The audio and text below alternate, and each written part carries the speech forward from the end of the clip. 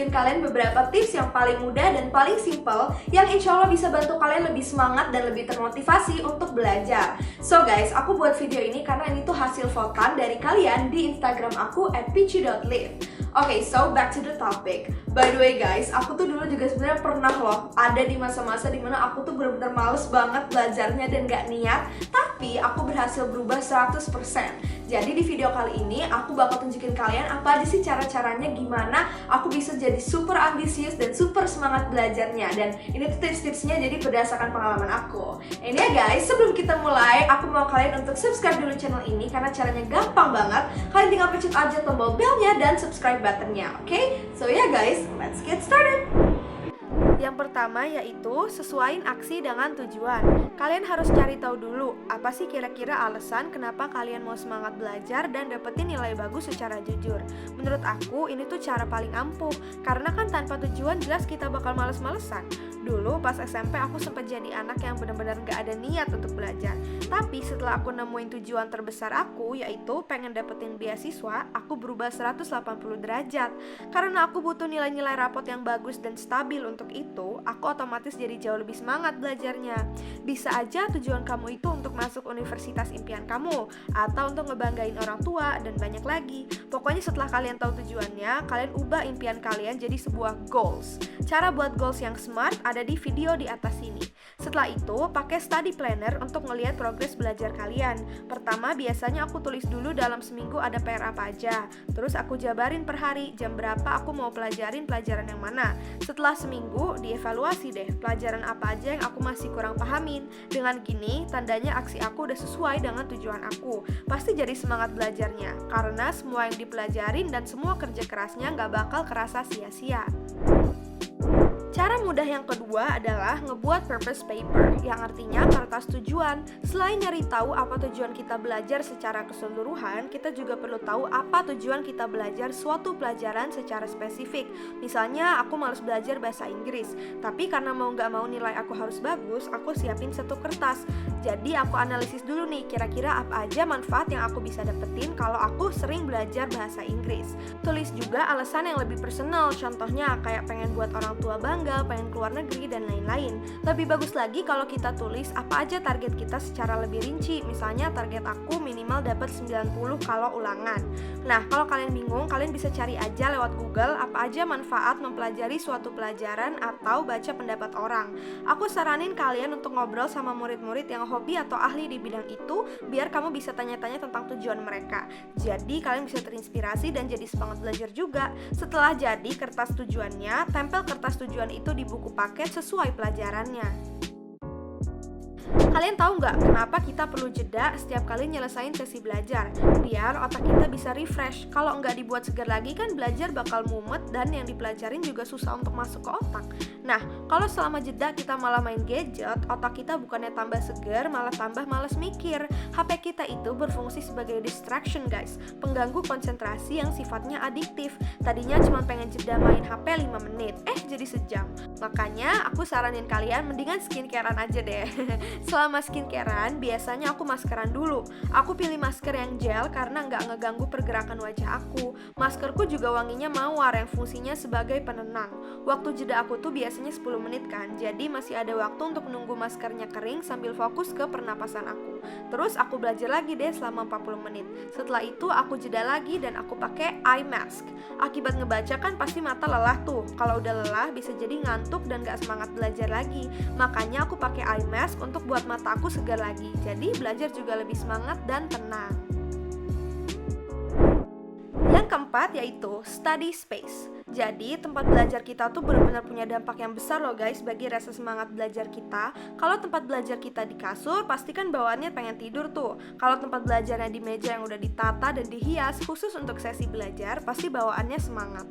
Pertama, aku saranin kalian taruh buku catatan gabungan kalian atau catatan dari tempat les di atas meja belajar. Karena kan semakin dekat dari jangkauan kita, kemungkinannya lebih besar untuk kita buka dan kita baca.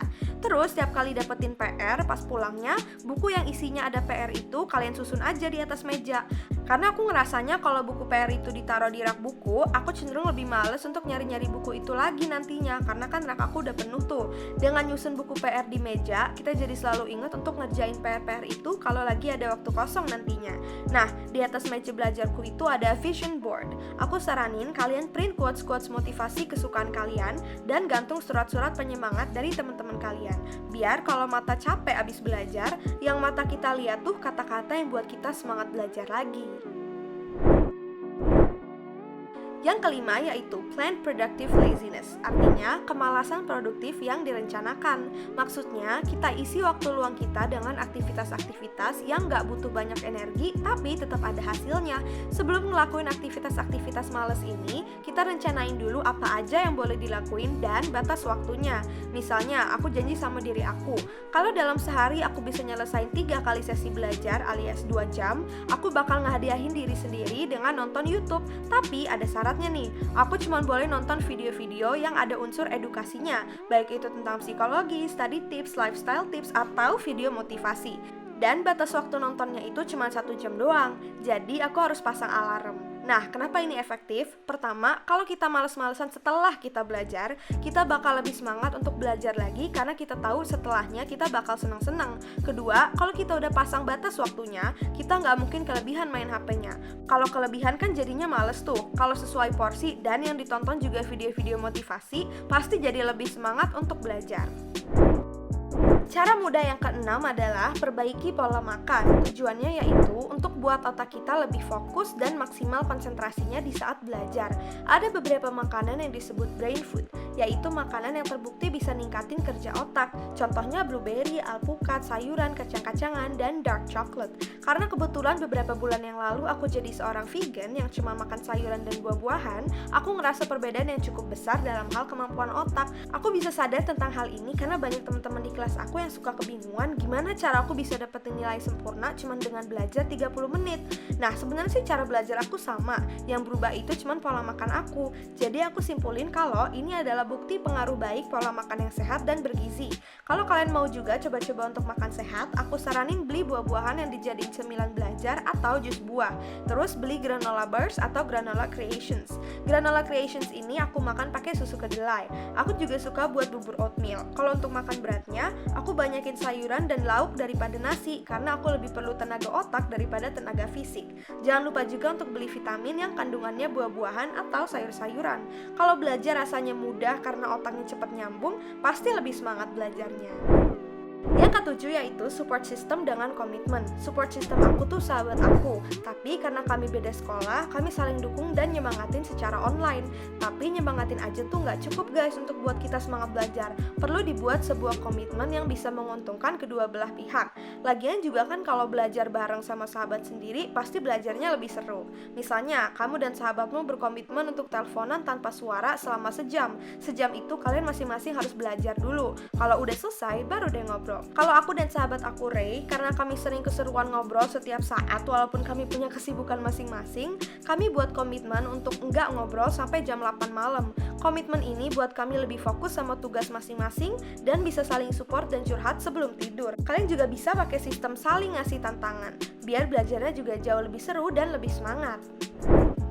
Yang terakhir yaitu study smart, not hard. Salah satu penyebab terbesar seseorang gak semangat belajar itu cara belajar yang standar, ngebosenin, dan gak efektif. Kalian gak mesti belajar sampai 10 jam kok untuk menguasai suatu pelajaran secara sempurna.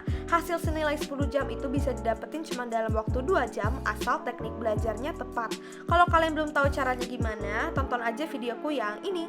Kalau kita belajar dengan cara yang simple, smart, dan cepet, pasti belajarnya gak kerasa kayak beban lagi dan malah kerasa seru. Jadi cari tahu dulu apa gaya belajar yang paling cocok sama kamu. Kalau udah ketemu, dijamin kamu bisa semangat belajarnya. So ya guys, sampai sini aja videonya. Semoga video kali ini bermanfaat bagi kalian. Ini ada sedikit recap tadi apa aja poin-poinnya yang aku udah sebutin biar kalian bisa tulis sekarang, oke? And guys, semoga kalian suka. Kalau kalian suka, jangan lupa untuk di like, share juga ke teman-teman kalian, dan juga subscribe ke channel ini. Kalian tinggal ikutin aja caranya di bawah ini. Jangan lupa juga untuk pencet tombol belnya biar kalian tahu setiap kali aku upload video baru. Guys, jangan lupa untuk follow Instagram aku @peachy.live karena aku tuh selalu aktif di sana. And komen juga di bawah kalian mau aku untuk buat video apa lagi lagi next time. And yeah guys, until next time, keep on learning and see you next time. Bye!